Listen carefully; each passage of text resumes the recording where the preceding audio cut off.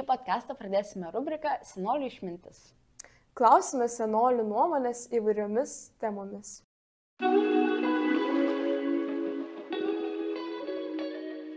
Kokių patarimų duotumėte šiuolaikiniam jaunimui, kad jie būtų laimingi ir sėkmingi?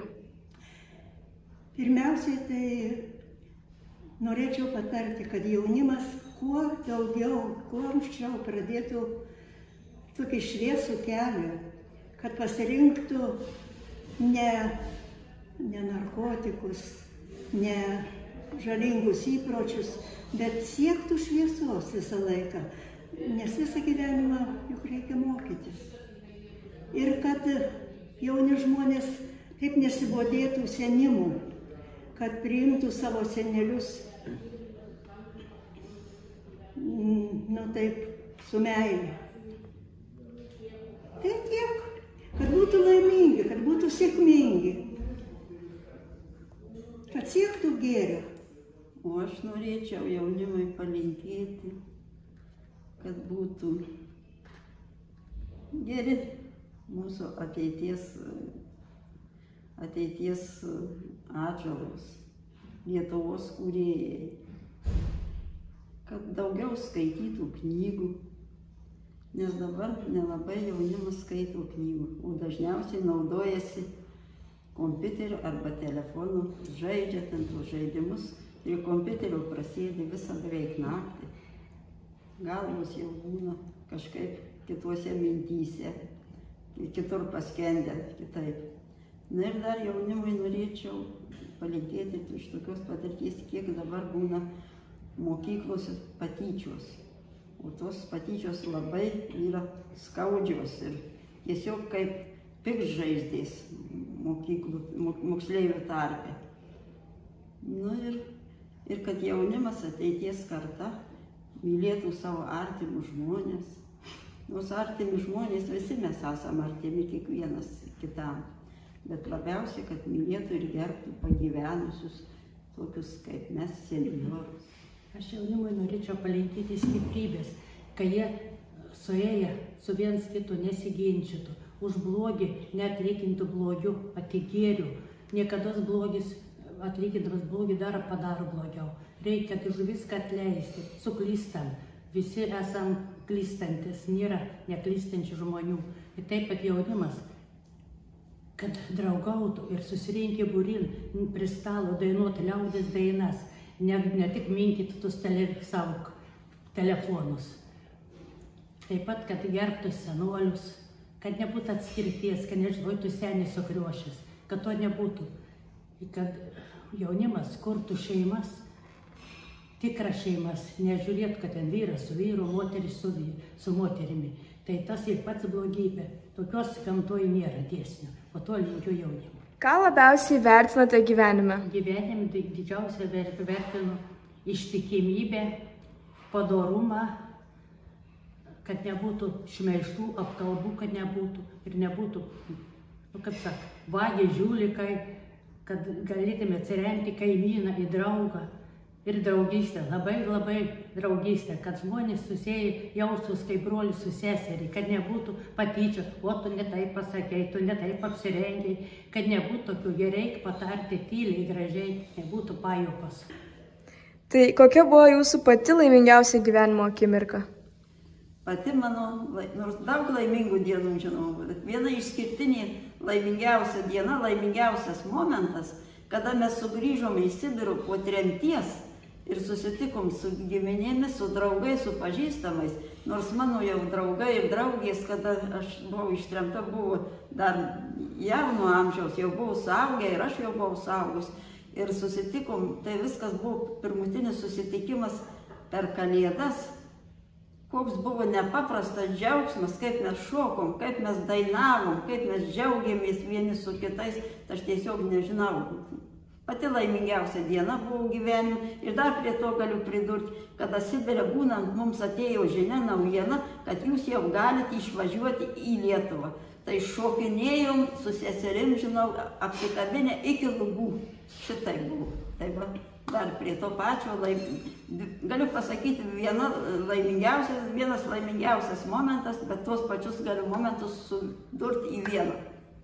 Ačiū. Tiesiog negaliu išskirti labai jau tos laimingiausios, pačios laimingiausios. Nes nebuvo gyvenimas taip labai jau rožėm klotas, bet labai didelį džiaugsmą apturėjau, kai gimė sveiki sūnai. Didelis džiaugsmas buvo ir dabar jais džiaugiuosi.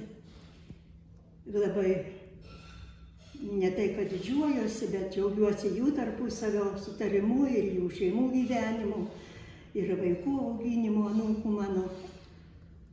Nu, šiaip gyvenime tokio labai didelio kažkokio kolosalaus džiaugsmo negalėčiau pasakyti.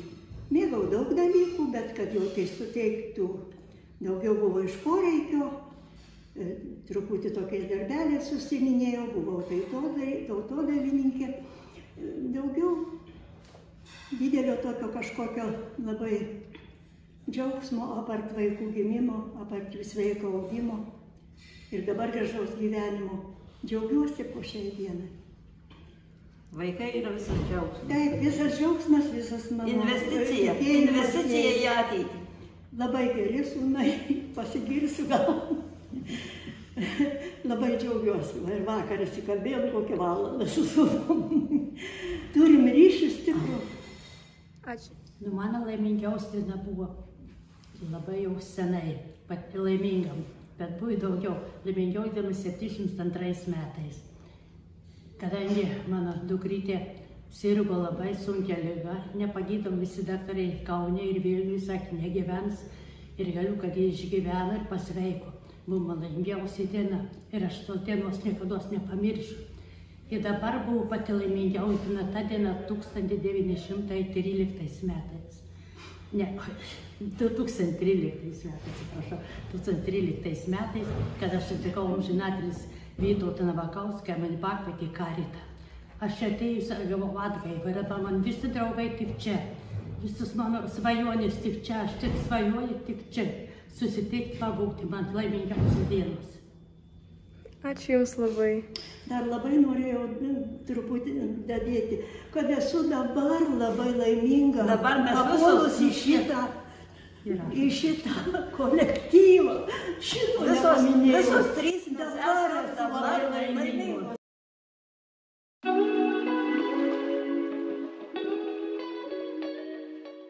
Sveiki visi, šiandieną mes grįžtame į mūsų rubriką ir dabar kalbiname mūsų jauną ir puikiai žinomą užsienietį Kimą.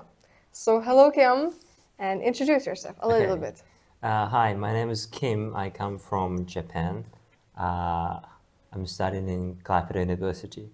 And then she's Gabir. She's my, let's say, colleague in Caritas, yes.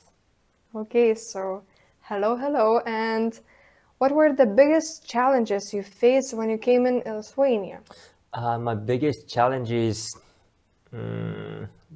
buying cabbage in grocery store because I couldn't read it. So that was like my biggest challenge, I think. And how long did it take for you to learn the Lithuanian language? 4 years. 4 years. Yes. And for how long are you in Lithuania? 4 years in Lithuania as well. Okay.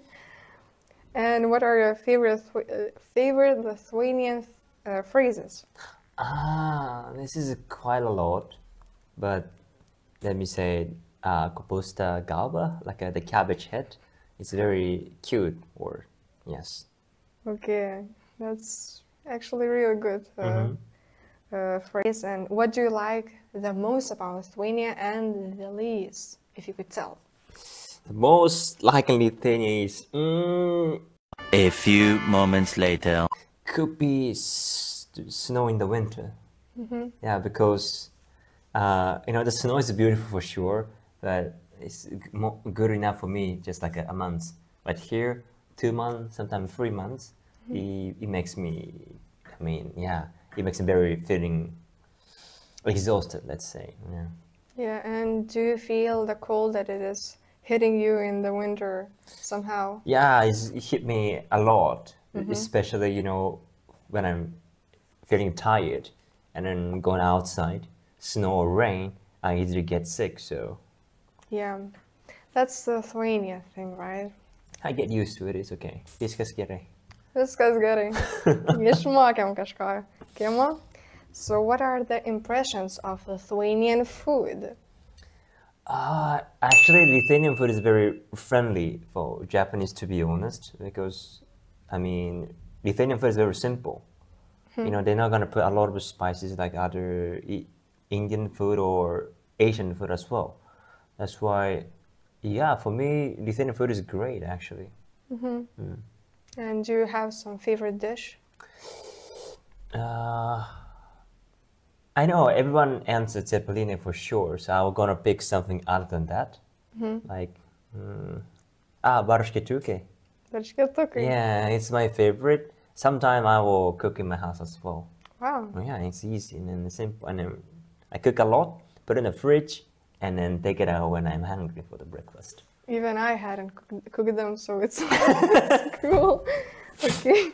Peter, I've been to Vilnius a few times, but just the Vilnius is like let's say, a small town, yeah. Well, it's good to have you here. Thank you very much, and we'll see you next time. Iki susitikimo. Ta-da!